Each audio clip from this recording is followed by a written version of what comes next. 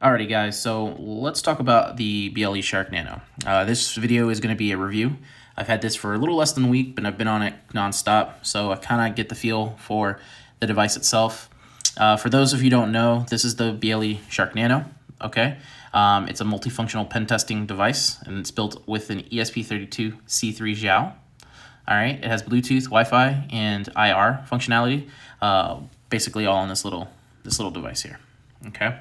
The case is injection molded. All right, so this one here is a transparent, and then the back is the Ghost Strats purple. All right, I actually like the Ghost Strats purple a lot. I was questioning it because it's hard to tell, you know, what it is on a photo. So I was able to get one and see it in person, and it's great. I love it. So the buttons, very clicky. Okay. Very tactile. The switch here, this little toggle switch, the on and off. I have my opinions about it. It's very it's recessed in there. I wish it was either protruding out just a little bit more, or had like a little rubber padding on there, or a different type of switch, maybe another button as well. But you guys will see what I'm talking about when you get one, if you do order one. For me, it's just me nitpicking, honestly. So, but anyway, let's go ahead and go over the different features that the BLEShark Nano has. All right, so let's go over some of the features that this device currently has. Okay, so we have a Bluetooth. We have Wi-Fi, we have infrared, we have bad Bluetooth or wireless bad USB, we have games, we have apps, settings, and Bluetooth again. So those are the different features that it has, and we'll go into each feature and what the other stuff within those features do. All right, so we have Bluetooth. So the Bluetooth spam menu, if we go in here, it'll give us the option for spam all, Android, iOS, and Windows. So spam all is exactly what you think it is. It'll spam all of the devices at once, and it will present with a Bluetooth connect for the different devices, such as like headphones or transfer phone number, things like that. Android, I tested it out on my Samsung device. It's an S23 Ultra, and it's running on the latest firmware and UI 7, and I don't really get too many spams on it, and that's the same thing with iOS. I'll get maybe one or two every few like minutes, honestly. What it feels like, it doesn't spam it like it used to. These spams are usually targeted for like older phones and older firmware. So for the older iPhones, for the older Androids, things like that, that's what those are going to be working best for. But for the newer stuff, it really doesn't work all that well. I would imagine for the Windows spam as well, since Windows is always being updated. I don't see it spamming all that often, but I definitely do see it spamming more than the Samsung and the iOS for sure.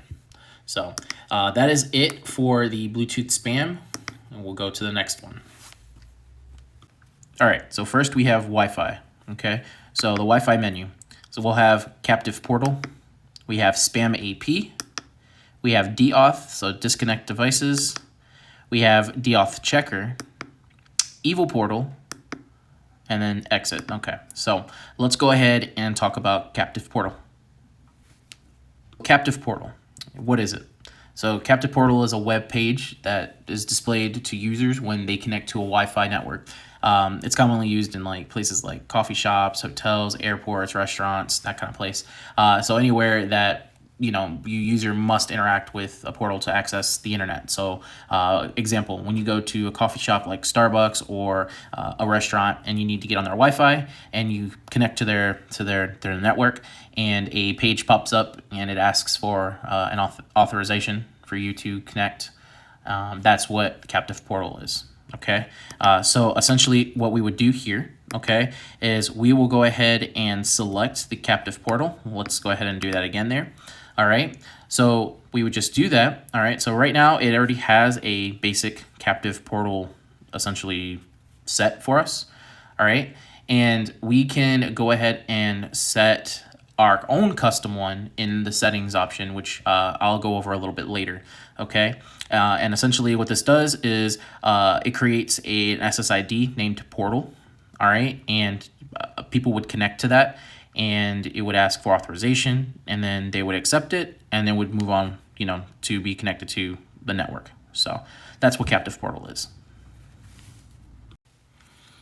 All right, so the next one is going to be spam APs. All right, so this is spamming the Wi-Fi network. When you go into it, you're presented with several different options. So we've got Rickroll, Random, Funny, Custom, and Targeted. Okay. Rickroll is when it creates the networks of the lyrics of Never Gonna Give You Up. So when you go and you check your list of Wi-Fi networks, you're gonna get Never Gonna Give You Up as one SSID, Never Gonna Let You Down as another one, and so on and so forth. So it's basically the lyrics to the song. All right. The next one is Random. So that generates networks with random characters to flood the list of your available Wi-Fi. Okay, so when you click on your network list, and you're just going to see a boatload of different Wi-Fi networks. Funny, so this will just spam like funny network names all throughout the network list as well. Custom, so you'll be able to name different custom APs, and you'll be able to see them in the network list as well. And targeted, so targeted is basically when you you select a network, okay, and it will create multiple of that same network, kind of like duplicating it, and it'll just be a bunch of them there. So that's what targeted is. All right, so that is pretty much it for spam APs. All right, and then we'll go ahead and now talk about the Deauth. All right, so next we have Deauth. So the Deauth attack, what is it?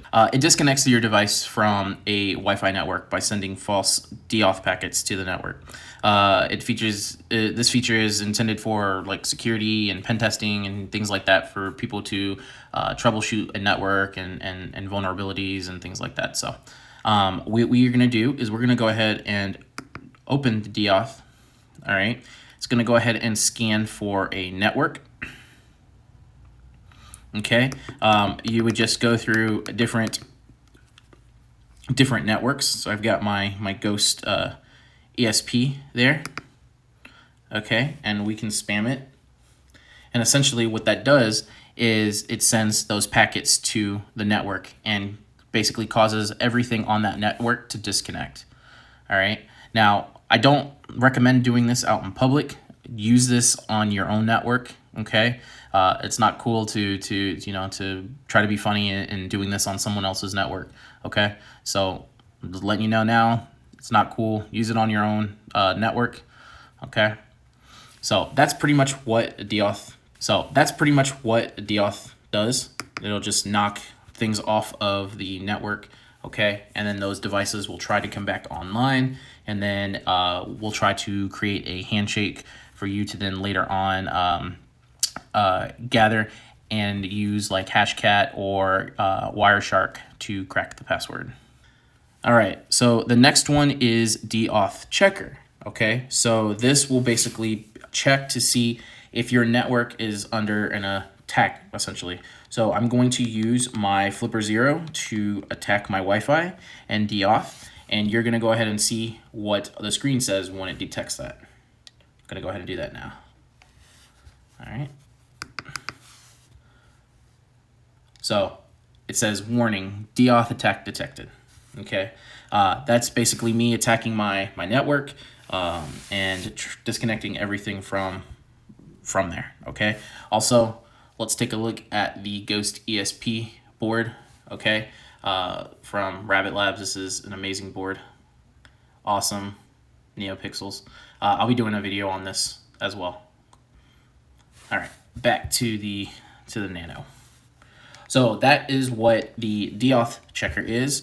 Okay, so we'll go ahead and hold this to exit, and we'll go ahead and talk about Evil AP. All right, so let's go ahead and talk about Evil AP or Evil Portal, okay? Evil Portal is malicious and deceptive, okay? It's designed to basically mimic a login page. So typically your captive portal are used in like public places like cafes, hotels, places like that. And they require you to interact and give authorization before getting access to the internet. All right. Now, what this BLEShark Nano does, okay, for the Evil Portal is it lets you create a phishing captive portal or the Evil Portal, and it'll trick your user into entering with credentials, so your username and your password. And then it's captured and stored on the device. So when I go here, okay, I can go over and I can show you that the SSID is free Wi-Fi, okay? And I can go over again and it can show me what email address that they were using to log in, as well as the password. All right. And then this is the links. Okay. But that right here, as well as the info window, it'll show you how many requests were made, the total amount of credentials. All right. And then also the uptime for the Evil Portal. Okay, so again, it's for educational purposes only. Don't do this without permission. Okay, it's illegal. All right, just use it on your own stuff. All right. Okay, now that we got that out of the way and you guys know what Evil Portal is, let's go ahead and talk about the next feature, infrared. All right, so infrared. Within infrared, we have TV Be Gone. We have remote, so IR remote. We have learn, so we'll learn a new remote as well. And transmit, so transmit command, so basically sending out the signal that you just learned. Okay, so let's go ahead and talk about TV Be Gone. So what is TV Be Gone? TV Be Gone is just a universal remote that has a bunch of codes for hundreds of different TV brands, and it shuts the television off. Okay, if there's a TV on at a restaurant or a bar or someplace, a school, and you run TV Be Gone, most likely if it's a popular brand like Samsung or LG, it'll shut off. Okay, you would just basically go here, go into the TV Be Gone, and hit the select button in the center. All right, and it'll cycle through 137 codes. All right, and one of them will bound to stick, and we'll turn off that TV. Okay. Also, another thing. In the settings will be, if you go to extra settings on the device, and we'll hopefully be able to do that later, you'll be able to switch between the US codes and the EU codes as well. Okay, so and the best way to use this is pointing it directly at the television. Okay, you'd point the IR sensor straight out to the TV. All right. Again, another feature that does get pretty old after using it quite a while. So use it, in your own house with your friends, that kind of thing. All right, don't disturb the peace and continuously do this. All right. Okay, so the next one we're going to talk about is remote IR. This one was a little bit confusing to me, but we'll go ahead and talk about that now. All right, so IR remote. This one was a little tricky for me. I actually had to go and read up on this. Okay, so basically the IR remote. All right, it lets you like transmit commands using shortcuts. So once you get used to like the shortcuts, you'll be able to provide like a faster way to control your TV, your AC, any other IR devices that that use IR, compared to just basically going into the transmit app and running off, running volume up, running mute, that kind of thing. You'll be able to push 2 buttons at the same time to do one function, 3 buttons, simultaneously to do another, that kind of thing. So I don't really see a real world scenario where I would use that, but yeah. So you would just open up the app, aim the BLEShark Nano at the TV or whatever device you're using, and then doing your sequence of button presses, and that is your shortcut command for the IR. So different feature for sure. I don't know if I would use that all that much. I'd rather just go into the transmit and know what I'm actually pressing and doing. So, but anyways, that was that. Let's go ahead and go to the Learn New Remote. All right, so Learn New Remote. All right, so let's go ahead. We'll open this up. All right, let's go back here. Actually, let's get out of this. Oh, you see? Okay, so the firmware is buggy. So we are running actually on early stages of firmware. So usually how I go about doing that is going into another menu, if that works. Going back and then going back into learning. There we go. So we're gonna do Learn New Remote. We're gonna go to TV. Okay, we'll choose remote number 1. All right, it says press right, so it says hold S to exit. So S would be your select, which would be the center button.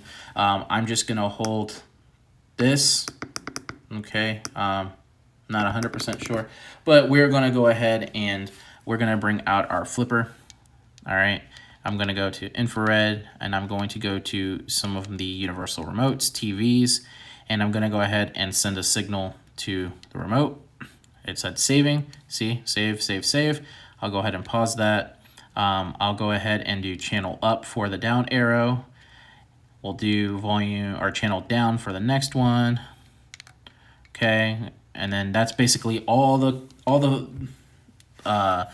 codes that we can send. I think that was 4, 5. I'm not 100% sure, but we have that. So what we'll do is we'll go back, and those remotes codes are learned. All right, so we will go now to the transmit command, and we will see what that does. So we'll go back to remote number 1, right? And right will be what it was programmed for. So we did the power button on that one. So let me go ahead and do Learn New Remote on my flipper. Okay, we'll point it straight at there, and we'll select that. Okay, so my flipper did pick up a signal. Okay, and then we'll delete that. We'll do the next one. Select. Okay, that's working.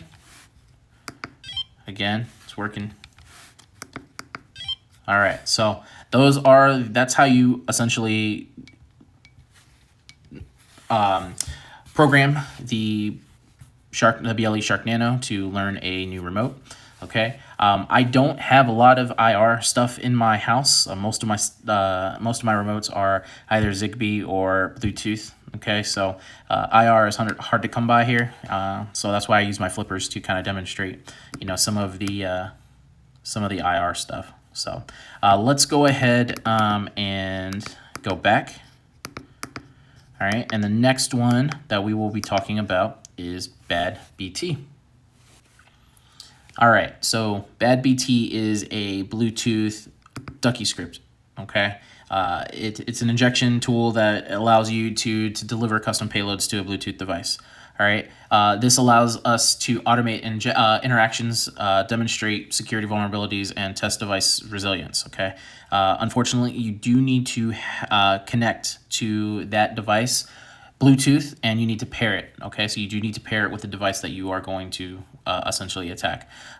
In a sense, if you connect the BLEShark Nano to a Bluetooth device, you have full control over it. I mean, it's essentially just like a bad USB, but Bluetooth. Okay, so to run bad BT, we'll go over here into bad BT, and then we'll select it, and we'll be presented with custom, general, prank, Android, dangerous, and that's it.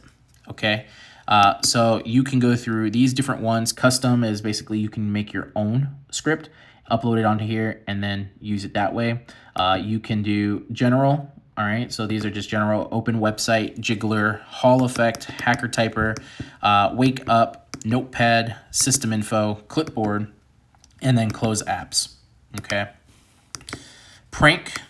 We have spam rickroll, mouse flip, mouse back, power off, spam tabs, narrator, screenshots, beeping, stop mouse, crazy mouse, and that's it. So those are a bunch of things that would annoy the hell out of me. Okay, so I will definitely be messing around with those a little bit more on my Windows machine once I get that up and running again. But for now, I'll just use them on my wife's computer while she's working. All right, so we've got the Android scripts as well. So we have delete tabs, close tabs, spam tabs, screenshots, and see history. Okay, so there's not really much to it on the Android side. Dangerous, crash, overload, KB spam, flood logs, disable KB, and back. Okay, so dangerous, yes, not too dangerous. Okay, just basic, overloading the computer, causing it to crash and shut down or freeze and that kind of thing. So use it on your own computer, not, a random stranger's one or work computer. Never use it on a work computer, okay? They will be able to find out. So use it on your own stuff. All right, so the next one we're going to talk about are the games, okay? This one is really cool. The games we have, and because of the clicky buttons, my son definitely knows if I'm playing a game because of the amount of clicks that I have, okay? So Flappy Birds, we all know this one. We love it. People spent thousands of dollars on phones that had the original Flappy Birds on there just because they removed it from the App Store. Absolutely insane. So people have recreated it in a way where we can still enjoy it, okay? And we don't need to spend thousands of dollars to, all right? So let's go ahead and hold the button, get out. The next one is going to be Space Invaders, another classic of mine. It's essentially you are a ship that is destroying the alien ships. In this case, it's just a bunch of squares shooting other squares. All right. Really, really cool, fun, classic game. Okay, arcade style. All right, let's go ahead and get back out of this. The next one is Pong. Okay, this is an Atari aged game. All right, Atari came out way before I was born, but I was lucky enough to be able to play it, in my youth. So, really fun game, and that is Pong. Next one, Breakout. Another good one. My son absolutely loves this one. It's basically kind of like Pong, but you have to break all of the blocks that are up there at the top, okay? And this one is another classic game.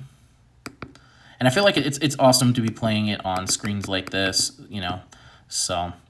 But this is one of the good ones. All right, so now that I won that, we can back out. Trex. Trex is another game. Some people may have heard of it. Some may have not. Trex is the T-Rex game that, Trex, essentially T-Rex. T-Rex is the game that Google has on their web browser for Google Chrome.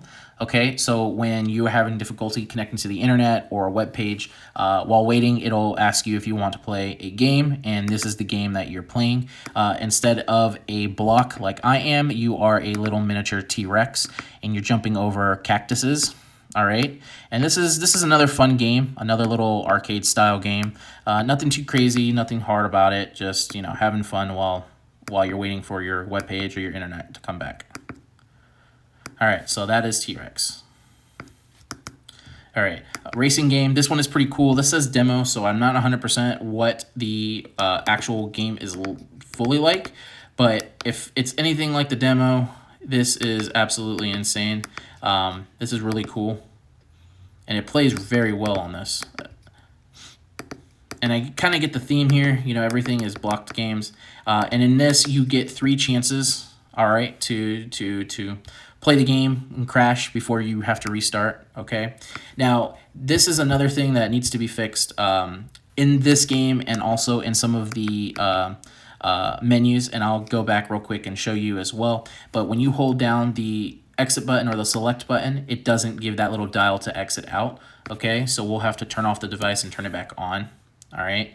Here, I'll go ahead and do another one, and this other one is it bad? Yeah, this one here. So we'll go here, okay, and we'll try to, it'll say connect to BLEShark, but when you try to hold down the button, it doesn't allow you to exit. Okay, so those are some of the things that I've noticed while messing with the firmware. Again, the firmware is very, very young. It's very in its early stages, but I'm sure those will be fixed pretty soon. So just something that I noticed. All right, so the next thing that we're going to talk about is Keypad. All right, so we will go into the keypad option, okay? Now that basically allows us to, here I'll restart the device since that's going on, but mini keypad is basically allows you to assign custom key presses, all right, so from your keyboard. And it allows you to configure specific key combinations like Control-Alt-Delete, Function Alt-F4, Alt-Tab, Control-C, Control-V. You know, anything you can think of key combination-wise, you can program it here. Okay, that's essentially what the macros and shortcuts is.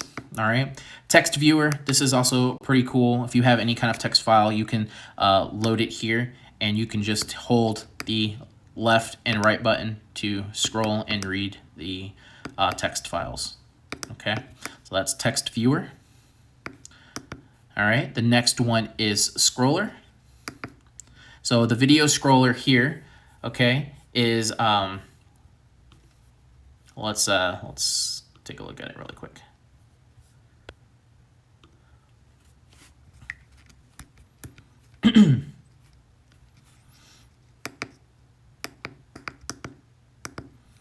All right, so the next one is scroller. Okay, I don't want to go into scroller because it'll ask me to connect to the Bluetooth, and then I can't get out. So the scroller is basically just like you would touch your phone, okay, and you're scrolling and liking and pausing and doing all that stuff with social media. You would connect this to your phone, okay, and you would open up your app, like say TikTok or something like that, and you would use left and right to scroll up or down, the S button to pause and unpause, and then if you double clicked it, you can like the video or like the photo, okay? So that's essentially that's what the scroller is. So let's go ahead and take a look at monitor. Monitor is actually being worked on now, work in progress, okay? So that would essentially be your computer stats, so your RAM usage, your CPU usage, your temperature, that kind of thing. Okay, really cool. I can't wait for that to actually be implemented. Your timer is your standard timer. Okay, you start it and you can create your seconds, your minutes, your hours, that kind of thing for that. Stopwatch, start, stop, clear. Okay, pretty basic. All right, that's it for apps, and let's go now into the settings. All right, for your settings, we have, okay, the dimness. All right, so we can go in there and we can make our screen brighter, we can make our screen dimmer, okay? So I'm just gonna leave it at the full brightness. We have our auto update, okay? So this is what we would select when there's an update, all right? And we're connected to the network. We would select that and it would automatically update the device for us. Settings, extra settings, okay? So for this one, I need to be connected to Bluetooth again, or the network for some reason. And so it's not allowing me to actually do it. I'd have to go into the SSID to change those settings. Okay, so essentially what you would be getting with this on the web UI is you'll be able to go into the extra settings mode. We'll connect to the BLE settings Wi-Fi network. Okay, a pop-up will display automatically on our screen, but if it doesn't, you can go to a neverssl.com. All right, and in there we can, there we go, much better. We can go ahead and sign into the page. The credentials to sign in will be visible on the screen here. We'll log in and make sure that capital and symbols are correct. So once we are logged in, you'll be presented with a bunch of different extra settings. Okay, those settings would be change Wi-Fi. So you'd be able to change the Wi-Fi network. All right, enable and disable emergency mode. So we'll be able to quickly access Flappy Birds by holding R and L. Okay, so let's give you an example here. Let me focus. So if we hold both the left and the right button together, right, we open Flappy Birds. Okay, so that's what the emergency mode is. Okay, so if we're doing something and we don't want somebody to see, we just hold those buttons down and it will open up Flappy Birds or whatever we choose to use for emergency mode. Okay, captive portal settings, we can customize the SSID. Okay, we can retrieve captured credentials and upload custom HTML files there. Okay, bad Bluetooth configuration will allow us to change the device name and upload DuckyScript payloads. For BLE spam and the Deauth tweaks, we can adjust the delays and the target limits and just do that for better performance. the firmware updates there as well. We can check for and apply updates directly from the device. All right. The mini keyboard customization. We can edit the keypad commands for personal experience. So that's also a really, really nice feature to have. All right. The TV Be Gone region, like I said, I was mentioning earlier, in that extra settings mode, we can go in there and choose between the US and the EU power codes. Advanced UI options, so we can enable dark mode. All right, screensaver, we can set a delay, so we can change how long it is until the DVD screensaver pops up. All right, and that's pretty much it. There are going to be more features implemented into the extra settings, but it's just a matter of time before, you know, we get to see those. But that is pretty much it, I believe, for the settings. Let's go ahead and double check here. Let's get out of here. Let's double check. Settings, Bluetooth. Yep. Alrighty, guys. Well, that is it. That is all of the features that the BLEShark Nano has to offer as of now. You saw some of the bugginess that happened with not being able to get out. I don't think it's more of a bug. I just think it's more of a feature that's not implemented yet. So we're not able to back out of those yet. But hopefully we can see that in the future, as well as being able to do some other stuff. Okay, I definitely do like the firmware. I do think it needs some work, okay, but it's not terrible, all right, especially for the device and what it is, all right. I definitely do like the device. It's a lot better in person and being hands-on with it than I initially thought. When I purchased it, I was like, well, you know, it's just a small $30, $40 device. How bad could it really be? And honestly, it's a lot better than I thought. So I'm glad that I was able to get a review unit from them to make this video for you guys. But yeah, anyways, if you guys like this video, please leave a like. I'm trying to hit 500 subscribers, so if you guys haven't subscribed, please do so. It really helps me out a lot. Leave a comment below. Let me know what you guys thought of this video. It's a little bit longer than some of my normal videos, but I figured, you know, going through all of these features on the firmware for the device, it's going to take a little bit longer. But yeah, if that is all, I will catch you guys in the next video.